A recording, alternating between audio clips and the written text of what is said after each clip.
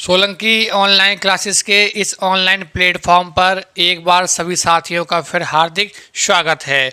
प्यारे साथियों, हम डिस्कस कर रहे हैं आगामी सीटेट परीक्षा के संदर्भ में, जिसमें कि हम प्रमुख सीडीपी की प्रैक्टिस सेट करते आ रहे हैं, जिसमें हम कुछ गत वर्ष के प्रश्नों को समझ रहे हैं व कुछ जो संभावित प्रश्न हैं कि जैसे इस आधार पर प्रश्न आ सकते हैं, उन सभी प्रश्नों को सम्मिलित करते हुए हम पूरी प्रैक्टिस सेट के सीरीज़ को कवर करते चल रहे हैं।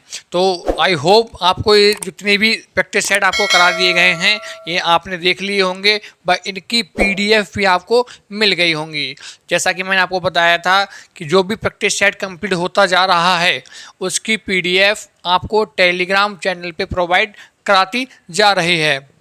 आगे भी यही क्रम आगे चलता रहेगा। तो जो भी प्यारे साथी चैनल पे नए हैं, चैनल को लाइक कीजिए, सब्सक्राइब कीजिए व अधिक से अधिक वीडियोज़ को शेयर करते रहिए, जिससे कि आपको आपके साथियों को इसका लाभ मिल सके। तो चलिए देर ना करते हुए हम आज के इस प्रमुख श्रृंखला की शुरुआत कर रहे हैं, जिसमें आज का जो हमारा ये सेट है ये 26 जून 2011 का सेट मैंने रखा है। मतलब प्रीवियस ईयर की सीरीज ये स्टार्ट कर रहा हूँ मैं आज से आपके लिए, जिसमें कि 2011 का सेट आज आपके समक्ष रहा। ये जो 30 क्वेश्चन हैं आपके, जो कि 2011 में 30 आए थे, उसके बाद भी 30 आते रहे हैं। तो जो सीडीपी के 30 क्वेश्चन हैं, इन 30 क्वेश्चंस के लिए मैंने दो भागों में विभाजित कर दिया है। एक पहले पार्ट 1 में 15 क्वेश्चन होंगे और पार्ट 2 में आपको 15 क्वेश्चन होंगे, जिसमें आपको पता है कि 15 क्वेश्चन तो आते हैं किसके, पेडागोजी के, और 15 हमारे आते हैं डायरेक्ट क्वेश्चन। ये इनडायरेक्ट वे में पूछे जाते हैं, ये डायरेक्ट पूछे जाते हैं। तो ये 15 क्वेश्चन के 2 पार्ट्स बना के हम चलते रहे हैं। अब इसमें जैसे ही ये दोनों पार्ट्स कंप्लीट होंगे, वीडियो के एक पार्ट में आपका ये देखेंगे और दूसरे पार्ट में 15 क्वेश्चन, जैसे ही ये 30 क्वेश्चन कंप्लीट होंगे दोनों जो पार्ट में मिला के, तुरंत आपके लिए इसकी जो पीडीएफ है वो टेलीग्राम पे प्रोवाइड करा दी जाएगी। तो जो भी प्यारे साथी टेलीग्राम में जुड़े हुए नहीं हैं वो टेलीग्राम को ज्वाइन कर लें, उसका लिंक आपके लिए डिस्क्रिप्शन में मिल जाएगा, जिसके थ्रू आप सीधे टेलीग्राम को ज्वाइन कर सकते हैं। तो चलिए आज की हम शुरुआत करते हैं। अब इसी क्रम में हम आगे बढ़ते हुए 2011, 12 और जो 2019 तक हमारे सीटेट के जितने भी पेपर हुए थे, जैसा आप जानते हैं वर्ष में 2 बार होते हैं, तो ये में सभी के सीडीपी का जो पार्ट है हमारा, उन सबको हम कवर करेंगे। तो चलिए आज 2011 का सेट हम देखते हैं। पहले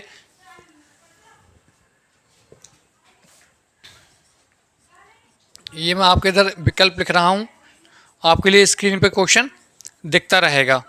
चलिए देखते हैं पहला प्रश्न स्क्रीन पे क्या दिया है आपके लिए। तो जो फर्स्ट क्वेश्चन आप स्क्रीन पे देख पा रहे होंगे, इसमें दिया है कि प्राथमिक स्तर पर एक शिक्षक में निम्न में से किसे सबसे महत्वपूर्ण विशेषता मानना चाहिए। मतलब ये है क्वेश्चन का ये कि प्राथमिक स्तर पे शिक्षक में निम्न में से कौन सी विशेषता हो। ए ऑप्शन कह रहा है धैर्य और दृढ़ता, बी दिया है शिक्षण पद्धतियों और विषयों के ज्ञान में दक्षता, सी अति मानक भाषा में पढ़ाने में दक्षता, डी पढ़ाने की उत्सुकता। 4 विकल्प दिए हैं। पहला यह है कि क्या उसमें धैर्य हो, पैसेंस हो व दृढ़ता हो, काम करने की उत्सुकता उसके अंदर हो। बी शिक्षण पद्धतियों और विषय का ज्ञान। तो देखिए बी, सी और डी। सी कहता है अति मानक भाषा, मतलब बिल्कुल वर्ड टू वर्ड एक्सप्लेन करता हो, वर्ड टू वर्ड एक एक शाब्दिक अर्थ का प्रयोग करे। बी, सी, डी तीनों हो, लेकिन हमारा ये क्या कहता है धैर्य और दृढ़ता। धैर्य और दृढ़ता का अर्थ ये है कि शिक्षण विधियों का प्रयोग भी करे, उत्सुकता भी हो पढ़ाने के लिए, भाषा का ज्ञान साथ साथ विषय का ज्ञान भी हो, लेकिन वो बना के क्या रखे, धैर्य। अर्थात इस उम्मीद में ना रहे कि मैंने जो अभी शिक्षण कराया, बच्चों के लिए जो शिक्षा दी, उसका फीडबैक तुरंत मिल जाएगा, ऐसा ना हो। वो क्या रखे, धैर्य बना के रखे अपने अंदर कि बच्चा क्योंकि बच्चा कैसे सीखता है, बच्चा सीखता है भाई गलतियों के द्वारा, त्रुटि करके सीखता है। तो बच्चे के द्वारा की गई त्रुटि या गलती को माफ़ करने की क्षमता हो, साथ साथ सही उत्तर आने तक वो क्या बना के रखे, धैर्य बना के रखे। तो ऑप्शन हमारा ए राइट होगा। चलिए नेक्स्ट क्वेश्चन देखें सेकंड। सेकंड क्वेश्चन दिया है आपके समक्ष, एक शिक्षक अपने लोकतांत्रिक स्वभाव के कारण विद्यार्थियों को पूरी कक्षा में कहीं भी बैठने की अनुमति देता है। कुछ शिक्षार्थी एक साथ बैठते हैं और चर्चा करते हैं या सामूहिक पठन करते हैं, मतलब समूह में मिलकर पठन करना। कुछ चुपचाप बैठकर अपने आप पढ़ते हैं, अकेले पढ़ते हैं। एक अभिभावक को ये पसंद नहीं आता। इस स्थिति से निपटने का निम्न में से कौन सा तरीका सबसे बेहतर हो सकता है। क्वेश्चन का अर्थ ये है, एक शिक्षक जो कि लोकतांत्रिक शिक्षक है, लोकतांत्रिक शिक्षक बच्चों से ये कहता है कि बेटा समूह में बैठ जाइए। समूह में बैठने के बाद कुछ बच्चे तो सामूहिक पठन करते हैं आपस में अंतःक्रिया करते हुए, कुछ अकेले पठन करते हैं। इस गतिविधि को एक शिक्षक जो कि अभिभावक है पसंद नहीं करता, अर्थात उसे ये गतिविधियां पसंद नहीं आती। तो ये प्रश्न में ये पूछा है कि निम्न में से ऐसा कौन सा तरीका है जो इसके लिए बेहतर हो सकता है। ऑप्शन ए, अभिभावकों को प्रधानाचार्य से अनुरोध करना चाहिए कि वे उनके बच्चे को अनुभाग बदलें, बच्चे का अनुभाग मतलब बच्चे का स्थान बदलें, बच्चे को कहीं और बिठाएं। बी, अभिभावक को शिक्षक पर विश्वास व्यक्त करना चाहिए और शिक्षक के साथ समस्या पर चर्चा करनी चाहिए। बी कहता है कि अभिभावक क्या करें, शिक्षक ने जो किया है या शिक्षक ने जिन गतिविधियों को शामिल किया है कक्षा में, उनकी गतिविधियों पे क्या रखे, विश्वास रखे कि आखिर कुछ ना कुछ सकारात्मक सोच कर ही क्या किया होगा, ये गतिविधियां लाई होंगी कक्षा में। और क्या करें, जो यदि समस्या आ रही है तो उस समस्या का क्या करें, शिक्षक के साथ समाधान करने के लिए चर्चा करें। तो ऑप्शन हमारा कौन सा होगा, बी विकल्प बिल्कुल राइट होगा। सी में क्या दिया है कि अभिभावकों को उस विद्यालय से अपने बच्चे को निकाल लेना चाहिए। भाई बिल्कुल नहीं, नकारात्मक है ये, ठीक। यदि निकाल लेगा तो दूसरे विद्यालय में भी तो वातावरण कैसा होगा, वैसा ही मिलेगा। डी, अभिभावक को प्रधानाचार्य से शिक्षक की शिकायत करनी चाहिए। भाई शिकायत करने की तो कोई आवश्यकता ही नहीं है यहाँ पे, क्यों, क्योंकि जो भी शिक्षक कर रहा है वो सब कैसा है, बच्चे के हित में है। अच्छा शिक्षण हो पाए, शैक्षिक वातावरण अच्छा बन पाए, इसीलिए कर रहा था। अर्थात सी, डी और ए तीनों विकल्प क्या होंगे, रॉन्ग होंगे हमारे, और जो बी होगा, बी हमारा राइट आंसर हो जाएगा। चलिए नेक्स्ट क्वेश्चन देखें। यह वह अवस्था जब बच्चा तार्किक रूप से वस्तुओं व घटनाओं के विषय में चिंतन करने लगता है या चिंतन करता है, वह है। कह रहा यह अवस्था कौन सी होगी। ये प्याजे के अनुसार 4 अवस्थाएं दी हैं। जीन प्याजे ने संज्ञानात्मक विकास के सिद्धांत की कुल 4 अवस्थाएं दी थी, 4 स्टेज दी हैं, जो कि 0 से 2, 2 से 7, 7 से 11 और 11 से 15 या उससे आगे। तो ये कह रहा है कि तार्किक रूप से, अब तार्किक रूप से कब, कि जब बच्चे को वस्तु दिखती हो या देखकर उसका मूर्त चिंतन करता हो।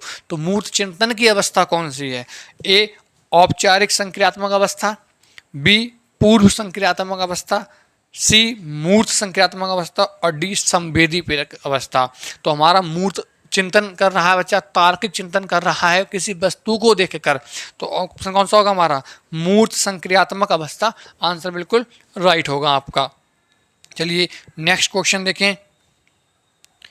नेक्स्ट दिया है, मन का मानचित्रण संबंधित है। मन का मानचित्रण संबंधित है साहसिक कार्यों की क्रिया योजना से, बी मन का चित्र बनाने से, सी मन की क्रियाशीलता पर अनुसंधान से, डी बोध या समझ बढ़ाने की तकनीक से। मन का मानचित्र आखिर निम्न में से किससे संबंधित है। तो मन का मानचित्र है वो क्या होता है, मन की क्रियाशीलता से। भाई मन का मानचित्र ये कि मन में जो भी आपके विचार आ रहा है उस पर क्रिया करना और क्रिया करके किसी आकृति का रूप दे देना, ये क्या कहलाता है, ये मेंटल वर्क है या मानसिक क्रिया है हमारी। तो ऑप्शन हमारा कौन सा होगा, सी बिल्कुल राइट आंसर होगा। नेक्स्ट देखिए, विशेष रूप से प्राथमिक स्तर पर विद्यार्थियों की सीखने की संबंधी समस्याओं को संबोधित करने का सबसे बेहतर तरीका है। फिर समझिए प्रश्न का अर्थ, विशेष रूप से प्राथमिक स्तर पर विद्यार्थियों की सीखने संबंधी समस्याओं को संबोधित करने का सबसे बेहतर तरीका कौन सा है। ऑप्शन ए ये दिया है आपके समक्ष, कह रहा महंगी वस्तुएं, महंगी और चमकदार सामग्री। क्या बच्चों को हम महंगी बहुत कॉस्टली जो वस्तुएं हैं वो प्रोवाइड कराएं? जी बिल्कुल नहीं, ये ऑप्शन रॉन्ग होगा हमारा। बी, सरल और रोचक पाठ्य पुस्तकों का प्रयोग करना। सी, कहानी कथन पद्धति का प्रयोग करना। डी, क्षमता के अनुरूप, बिल्कुल सही, क्षमता के अनुरूप या मानसिक क्षमता या आर्थिक क्षमता के अनुरूप क्या हो, हमारी शिक्षण सामग्रियां हों जो कि बच्चा आसानी से प्राप्त कर सके और शिक्षण पद्धतियों क्या कर पाए, वो प्रयोग कर पाए। तो ऑप्शन हमारा कौन सा, फोर्थ ऑप्शन बिल्कुल राइट होगा भाई। नेक्स्ट क्वेश्चन देखें, निम्न में से कौन सा शिक्षार्थियों में सृजनात्मकता का पोषण करता है? निम्न में से कौन बच्चों में सृजनात्मकता मतलब क्रिएटिविटी उसके अंदर आए का पोषण कौन करेगा? ए, प्रत्येक शिक्षार्थी की अंतर्जात प्रतिभाओं का पोषण करने के लिए अवसर प्रदान करना। बी, विद्यालय जीवन से प्रारंभ से उपलब्धि के लक्ष्यों पर बल देना। सी, परीक्षा में अच्छे अंकों के लिए विद्यार्थियों को कोचिंग करना। सी तो वैसे ही हमारा कट नेगेटिव सेंस दे रहा है ये। अच्छा शिक्षा के व्यवहारिक मूल्यों के लिए विद्यार्थियों का शिक्षण करना। तो देखिए बच्चे को हम क्या करें, बच्चे को प्रत्येक अवस्था में क्या प्रदान कराएं, उस बच्चे के लिए मिलता रहे समय समय पर अवसर। तो अवसर किस में दिया जा रहा है? ऑप्शन ए, प्रत्येक शिक्षार्थियों की अंतर्जात प्रतिभाओं, बच्चों की जो आंतरिक प्रतिभाएं हैं, भावनाएं हैं, उन भावनाओं को व्यक्त करने के लिए क्या मिले, उन्हें अवसर मिले। अर्थात ऑप्शन हमारा कौन सा होगा, ए बिल्कुल राइट आंसर होगा। मोस्ट इम्पॉर्टेंट कीवर्ड है ये आपका अवसर। ये वर्ड जिसमें आ जाता है लगभग 99% वही विकल्प हमारा क्या होता है, सही होता है। ठीक, चलिए नेक्स्ट देखें। आप इन जो कीवर्ड्स हैं, इन कीवर्ड्स को साथ साथ नोट करते रहना। आपके लिए एक बार पूरे टैग वर्ड जो पॉजिटिव नेगेटिव वर्ड हैं वो आपके लिए कराए जाएंगे अभी जब एग्जाम से 2-4-10 दिन पहले। नेक्स्ट क्वेश्चन दिया है, पियाजे के अनुसार निम्नलिखित में से कौन सी अवस्था में बच्चा अमूर्त संकल्पनाओं के विषय में तार्किक चिंतन करना सीख जाता है? अब देखिए इसके क्वेश्चन में ही एक सेंस दिया हुआ है कि अमूर्त चिंतन, अमूर्त चिंतन। अब जो पियाजे महोदय हैं उन्होंने अवस्थाएं दी थी 4 हमारी। सबसे पहले कौन सी, संवेदी पेशीय अवस्था, जिसका समय हमारा कितना था, 0 से 2 वर्ष। चारों अवस्थाएं हमारी दी हुई हैं। दूसरी है पूर्व संक्रियात्मक अवस्था, प्री ऑपरेशनल स्टेज, समय हमारा 2 से 7 वर्ष। तीसरी थी हमारी मूर्त संक्रियात्मक अवस्था, जिसका समय हमारा कितना था, 7 से 11 वर्ष। और चौथी है 11 से 15 अमूर्त संक्रियात्मक अवस्था, या 11 से 15 वर्ष या इससे आगे या ऊपर कह सकते हैं। ठीक, इसी में हमारा क्या होता है, इसी का नाम है अमूर्त। इसी का नाम क्या है, अमूर्त संक्रियात्मक अवस्था। अर्थात इस अवस्था में बच्चा अमूर्त चिंतन करना प्रारंभ कर देता है। तो आई होप आपको समझ आया होगा। तो ऑप्शन हमारा कौन सा होगा, ए हो जाएगा। इसी को अमूर्त या औपचारिक अवस्था के नाम से भी क्या होता है, जाना जाता है। तो इसका राइट आंसर होगा हमारा वो ए होगा। चलिए नेक्स्ट क्वेश्चन देखें। नेक्स्ट क्वेश्चन क्या दिया है आपके समक्ष,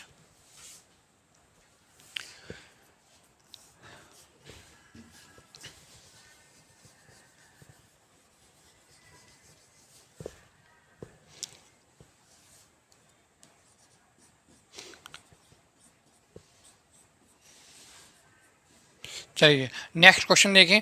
या सीखना समृद्ध हो सकता है यदि, सीखना समृद्ध मतलब बढ़ सकता है यदि क्या करा जाए, कक्षा में अधिक से अधिक शिक्षण सामग्रियों का प्रयोग किया जाए। बी, शिक्षक विभिन्न प्रकार के व्याख्यान स्पष्टीकरण का प्रयोग करे। सी, कक्षा में आवधिक परीक्षाओं पर अपेक्षित ध्यान दिया जाए। डी, वास्तविक दुनिया से उदाहरणों को कक्षा में लाया जाए। अर्थात जो शिक्षण है वो और उत्तम हो सकता है यदि जो शिक्षण पाठ्यक्रम है उस पाठ्यक्रम को जोड़ दिया जाए किससे, उसके दैनिक जीवन से। अर्थात विकल्प हमारा कौन सा, लीजिए नेक्स्ट क्वेश्चन देखिए। क्वेश्चन नंबर 9, निम्न में से कौन से कथन को सीखने की प्रक्रिया की विशेषता नहीं है? निम्न में से कौन सा कथन ऐसा है जो सीखने की प्रक्रिया में सम्मिलित नहीं है या इसके अंतर्गत नहीं आता है? ए, सीखना एक व्यापक प्रक्रिया है।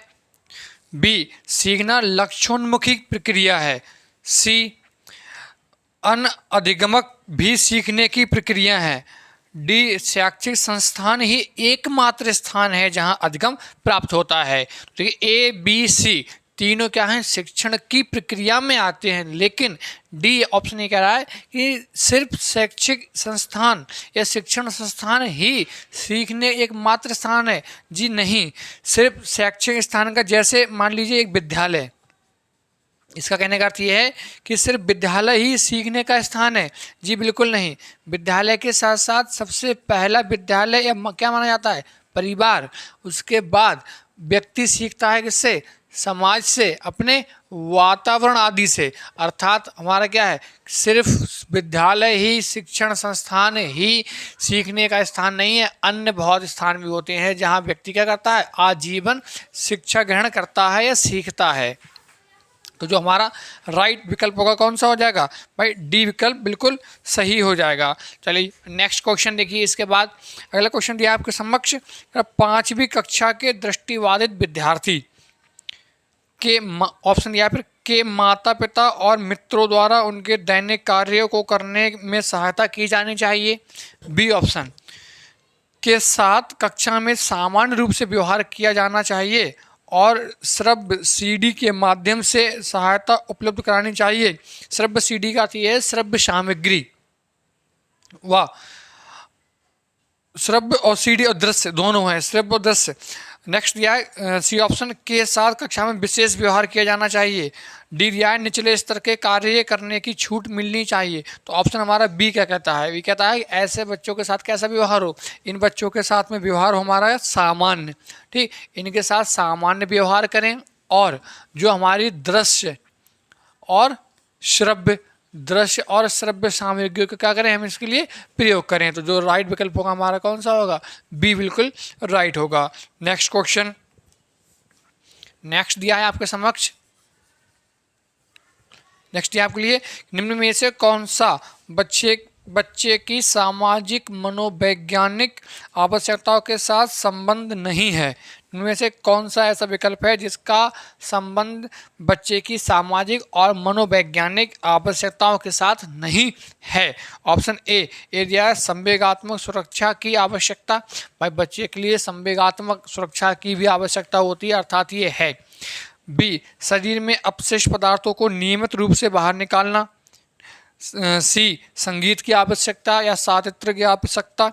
डी, सामाजिक अनुमोदन तथा सराहना की आवश्यकता। देखिए ए, सी और डी ये क्या है, बच्चे के सामाजिक और संज्ञानात्मक पक्ष से संबंधित हैं, जबकि हमारा बी कब कर दिया, शरीर में अपशिष्ट जो बेस्ट मटेरियल है उसको क्या है नियमित रूप से रिलीज बाहर निकालना, ये क्या है, ये शारीरिक रूप से है। जबकि ए, सी और डी हमारे ऑप्शन क्या कहते हैं, ये मानसिक और सामाजिक रूप से संबंधित हैं। तो ऑप्शन कौन सा होगा हमारा, बी ऑप्शन बिल्कुल राइट होगा। नेक्स्ट क्वेश्चन ये आपके समक्ष, वह कौन सा स्थान है जहां बच्चे के संज्ञानात्मक विकास को सबसे बेहतर तरीके से परिभाषित किया जा सकता है। ऑप्शन ए, विद्यालय एवं कक्षा वातावरण। बी ऑप्शन, सभागार। सी, घर। और डी, खेल का मैदान। तो देखिए ऑप्शन हमारा कौन सा होगा, इसमें ए होगा हमारा, कह रहा है विद्यालय एवं कक्षा का वातावरण। तो देखिए विद्यालय में अन्य सभी गतिविधियां शामिल हो जाएंगी जो कि अन्य विकल्प में दी हैं। विद्यालय में देखो क्या हो जाएगा, घर जैसा मतलब परिवार जैसा भी माहौल क्रिएट होता है, ठीक, सब एक साथ रहते हैं, वाह। और दूसरे कहते हैं सभागार मतलब समूह का भी क्या होता है हमारा इसमें समावेश होता है। और क्या दिया है, खेल का मैदान। ऑप्शन डी, खेल। तो खेल आपका क्या होता है, विद्यालय का एक प्रमुख शिक्षण पद्धति है, शिक्षण सामग्री के अंतर्गत आता है हमारा ये, ठीक। खेल या खेल के उपस्थित सामग्रियां हैं हमारी, तो ये तीनों किसमें समाहित हैं, विद्यालय में। विद्यालय एवं कक्षा का वातावरण या पर्यावरण। तो ऑप्शन हमारा कौन सा हो जाएगा, ए विकल्प बिल्कुल हमारा सही होगा। नेक्स्ट क्वेश्चन देखिए, नेक्स्ट दिया है, पहले दिया है डैश को एक अभिप्रेरित शिक्षक का संकेतक माना जाता है। निम्न में से किसे एक अभिप्रेरित शिक्षक का संकेतक माना जाता है। शिक्षक द्वारा दिए गए उपचारात्मक कार्य। बी, विद्यार्थियों द्वारा प्रश्न पूछना। सी कक्षा में एकदम खामोशी, सी तो हमारा होगा ही नहीं। ठीक। डी कक्षा में अधिकतम उपस्थिति, अब ये कह रहा है अभिप्रेरित। जैसे बच्चे को आपने क्या किया, प्रेरित किया कि बेटा समझ में आ गया, यदि कहीं किसी को डाउट हो तो आप क्वेश्चन पूछ सकते हैं। बच्चा इससे हुआ प्रेरित, और प्रेरित होकर उसने क्या किया, टीचर से पूछा, शिक्षक से अपने प्रश्न। तो भाई प्रश्न पूछना उसका क्या है, प्रश्न पूछना है अभिप्रेरित होने का एक लक्षण, यह उसका एक संकेत है कि बच्चा मोटिवेट हो गया। तो ऑप्शन हमारा कौन सा होगा, बी विकल्प बिल्कुल सही होगा। नेक्स्ट देखिए, यह निम्न में से कौन सा बुद्धिमान बच्चे का लक्षण नहीं है। आपको वो विकल्प बताना है जो बुद्धिमान बच्चे का लक्षण नहीं है, या एक बच्चे के अंदर, बुद्धिमान बच्चे के अंदर इनमें से कौन सा ऐसा लक्षण है जो नहीं होता है। चलिए देखिए, ऑप्शन ए, वह जो प्रभावपूर्ण एवं उचित तरीके से संप्रेषण करने की क्षमता रखता है। हमें वो बताना है कि जो बुद्धिमान बच्चे के अंदर नहीं होता है लक्षण। ये कह रहा है उचित संप्रेषण करना, मतलब अच्छा वार्तालाप व्यवहार करना, तो ये बुद्धिमान बच्चे का लक्षण ही होता है हमारा, अर्थात ए विकल्प हमारा नहीं होगा। नहीं। बी, वह जो अमूर्त चिंतन या अमूर्त रूप से सोच सकता है, ये भी एक लक्षण होता है, अर्थात ये भी हमारा आंसर नहीं होगा।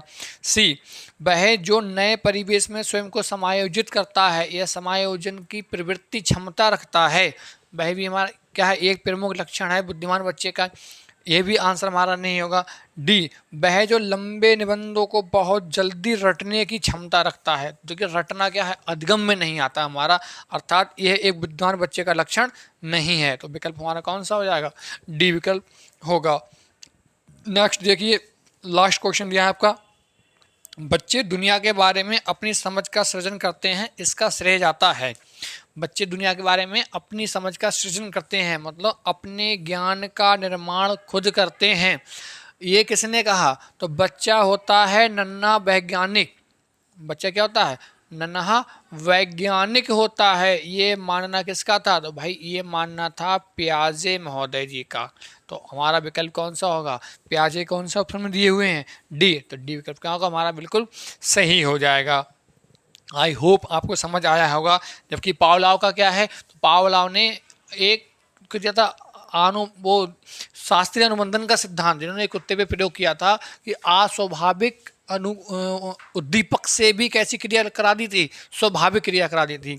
जबकि स्किनर ने क्या है, स्किनर ने चूहे पे क्रिया प्रसूत अनुबंधन का सिद्धांत दिया है, जिस पे प्रयोग किस पे किया था, चूहे और कबूतर पे किया। जबकि कोहल वर्ग, तो कोहल वर्ग क्या है, कोहल वर्ग का है नैतिक दुविधा का सिद्धांत। आई होप आपको ये सारे क्वेश्चन समझ में आए होंगे। तो ये कुछ प्रमुख 15 क्वेश्चंस की सीरीज रही है आपके समक्ष। अगले 15 क्वेश्चन इसी 2011 का जो सेट ही चल रहा है, इसी 2011 के ये 15 क्वेश्चन हमारे हो गए पार्ट 1 में। ठीक है, अब इसी के जो पार्ट 2 आएगा आपके समक्ष।